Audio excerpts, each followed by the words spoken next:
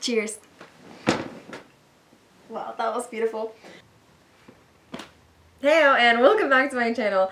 Today, I do not know what I am doing, but do I ever know? So let's get started on this anyway. I have a few thoughts in my head, and there's not really like a actual theme, except kind of the theme is sort of kind of storytelling. So we're gonna see if I can make this make sense, and hopefully this is interesting. Also, I hope you appreciate my bedhead, because I haven't had a bedhead in a while, so I decided let's have a bedhead today. Because why are we being human and actually doing our hair? No, what's wrong with us? So, okay. First thing is, I don't know if you've ever thought about this, but one of the things that I like to think of God as is storyteller. And it's funny because my older sister actually read a book called Storyteller of My Life based on this concept. You should go read it. I have not actually read this book. You could be a better sister to her than I am. I don't know. So yeah, well, at least we know that whatever I'm saying here, like, maybe she thought of it too, but like, I just putting that out there, like, I'm not plagiarizing, which I don't know why I'm not. Plagiarizing is kind of my thing. It's fun. Hold on, I need to go read that book real fast so I can copy everything it said. I don't know, random thoughts about like storytelling and the creative process. So, God is a storyteller, right? And he's a storyteller.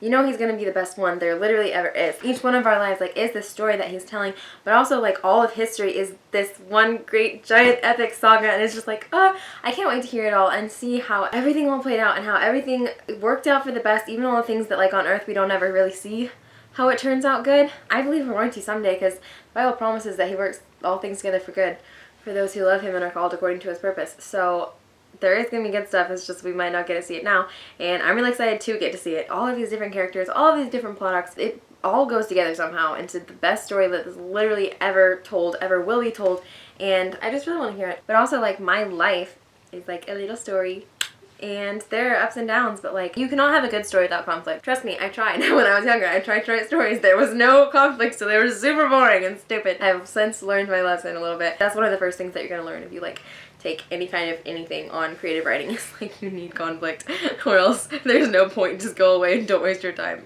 Go have another hobby. There are actually two basic elements to writing a story. One is that you need a plot, and then two is that you have to kill people. So preferably everyone that the hero has any attachment to whatsoever for like the emotional pain. But fortunately, I don't think God's that kind of storyteller, so, you know. But anyway, yes, you need a plot. So yeah, all of the hard things in my life, I believe, are working toward character development. Yeah, that's another thing that you learn in like storytelling lessons in creative writing. Everything has to matter. Like, everything has to have a point. Every scene, every interaction, like, if it doesn't have a point to the story, cut it. That point may just be character development. And of course, at the beginning, like, it's fine to have some more seemingly unimportant stuff, I guess, because the point there is, like, introducing your reader to the world and the setting and, like, who the character is before you set everything on fire and change the character into someone completely different. Hopefully a better kind of different, but, you know. But yeah, like, everything is supposed to have a purpose. Maybe there's time in between stuff, but if nothing important happens in there, don't talk about it. Just cut it. That was the thing I needed to learn when I was younger in writing stories. I felt like I had to do everything the whole time.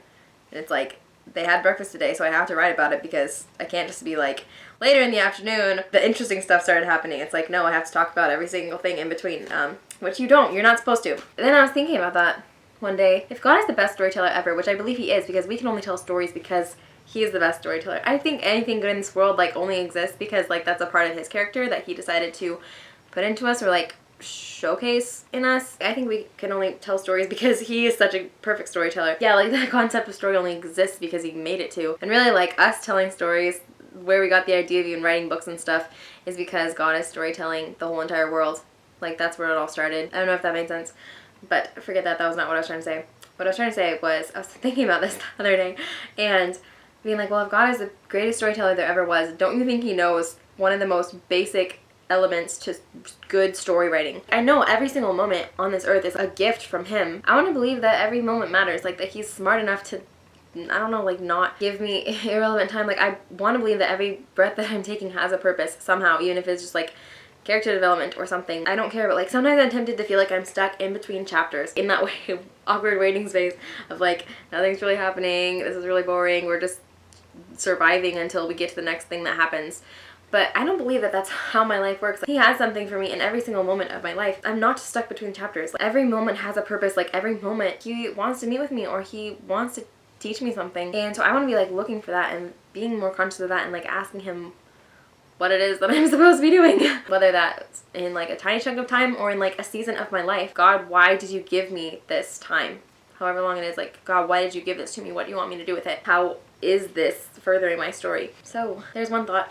Another thought kind of about storytelling is like, I get impatient sometimes. Sometimes I am bad at starting things and like actually finishing them. I'll like have this great story idea and I'll like want to write a story about it, but like I'm like, it's too much work to like actually, because you know me, I'm like, well, you may not know me, I don't know, I'm a lazy person, and so I don't want to take the effort to like actually do it. Like I have this great thing and I'm like, oh my goodness, that'd be such like a cool climactic moment and like so good and beautiful and like so meaningful, but to get there I'd have to like write a bunch of stuff before that and turn it into like an actually long book and lead up to it so it'd actually be meaningful. You can't just tell someone like the climax of something and it'd be as powerful as like if you had the entire book leading up to it, and I'm too lazy to write the entire book leading up to it, so I just like keep that little scene in my heart and just like, oh, that's sweet, God, thank you, and don't ever share it with anyone. I'm like, if I could just snap my fingers and like have a great book there and be like, hey look person, read this, isn't it cool? That would be great. Or like if I have this kind of abstract sense of like a song and the kind of emotion I would want to evoke in someone with it, but I'm just like, I can't actually write this song,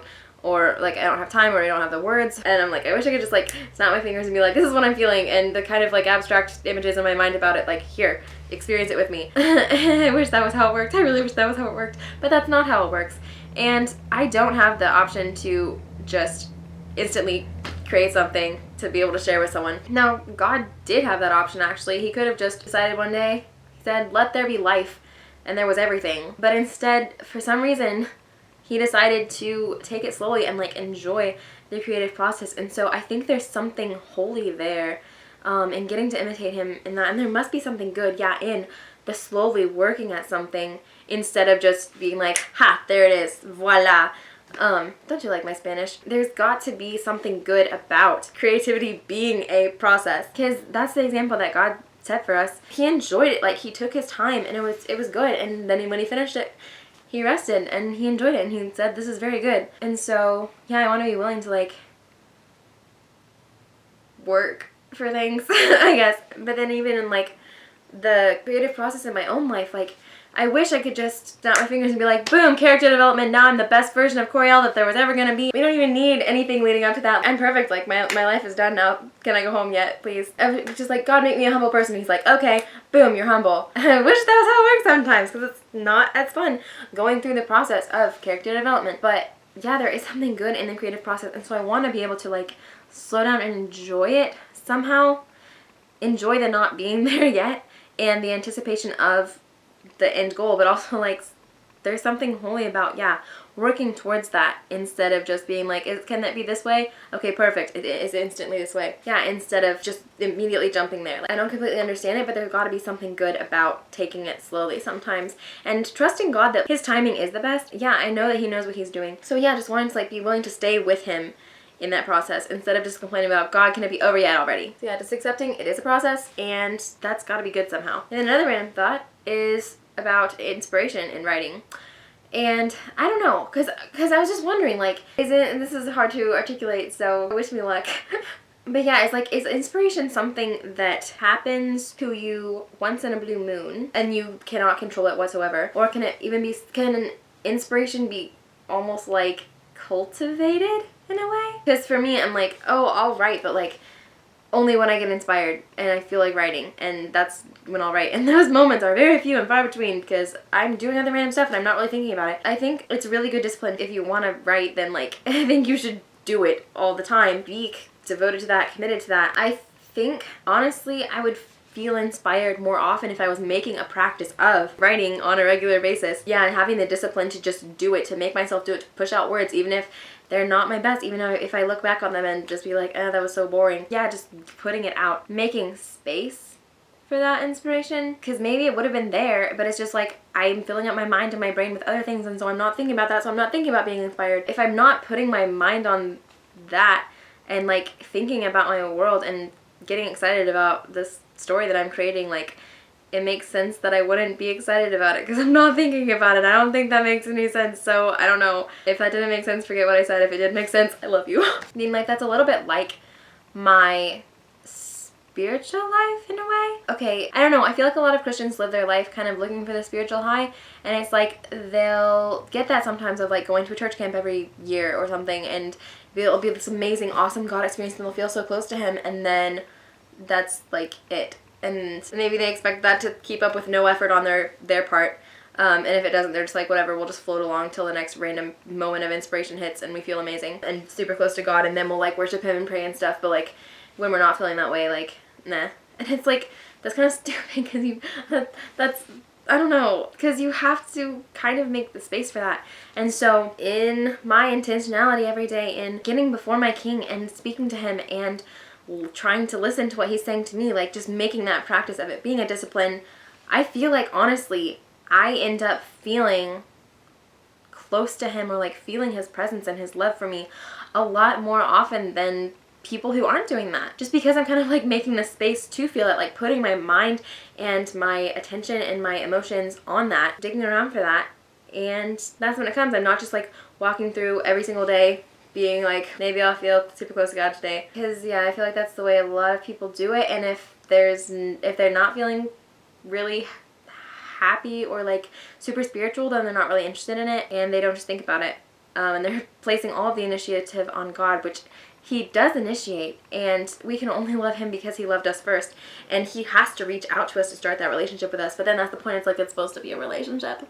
Like, it can't just be one person giving everything. It needs to be like a back and forth, and this is something that I want. Like, I want my relationship with him, and so I'm willing to put in the effort for it, even if I don't feel like he meets me every time, and I don't feel super close to him and happy every single time that I've done my quiet time. That's not how it works either. But I've seen so much good come from the discipline of doing it whether I feel like it or not, and then just making space for him to meet me and to hear his voice, and then I do a lot more than I would if I wasn't. So there, it was a metaphor there, analogy somewhere. I don't know if you missed it or not, but yes.